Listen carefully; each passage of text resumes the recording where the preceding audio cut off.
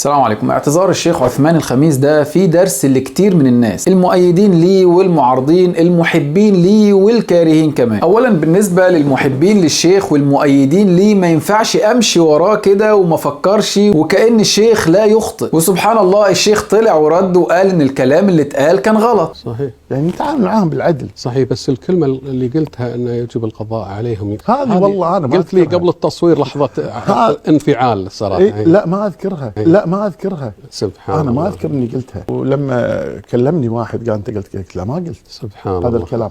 فلما رجعت للفيديو ولا قايل هذا شوي تدوير هو ما ادري شنو. لا ما اقصدها طبعا، انا طلعت سبق لسان قطعا صحيح. وبدون قصد يعني، بس كنت متحمس والظاهر حامي فقلتها، لكن ما اقصدها ابدا، لا ولا يمكن هذا، ولا قلتها لاحد او صحيح. ولا املك صحيح. هذا الشيء، لا هذه يعني. والمفروض الطرف الثاني يعني ياخذ بحديث الرسول صلى الله عليه وسلم: اقيلوا ذوي الهيئات عثراتهم الا الحدود. نعم. طبيعي من الاسلام الواحد لما يتكلم واجد ولقاءات كثيره طبيعي يزل منه، لازم. اي طبعا منو ما زل بالدنيا. طبعا تسمح لي انا صحح، طبعا ما عليك امر يعني. تفضل. حديث ضعيف ما يخالف، صحيح، لكن معناه صحيح. معناه صحيح. قال ذكر ابن المنذر انه بالاجماع انه معناه صحيح. تمام. عرفت شلون؟ لكن مثل ما قلت لك انا هذه الكلمه فعلا انا مستغرب شلون طلعت مني. عرفت شلون؟ انه يجب تدميرهم، هذا لا، هذه غلط يعني مني.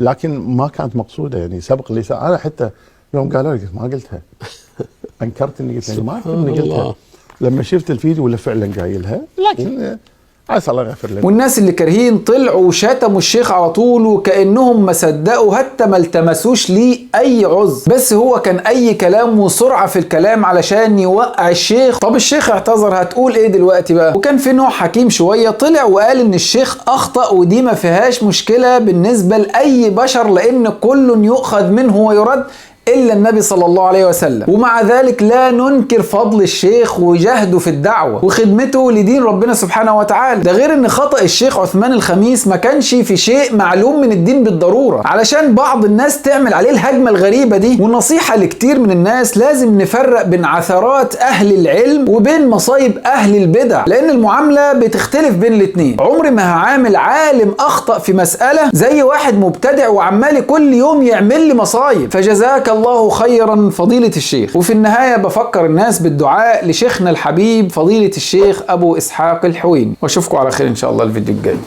السلام عليكم. ألست المصطفى خير البرايا وأكملهم جمالا وانتسابا، بنورك أشرق الإيمان فينا.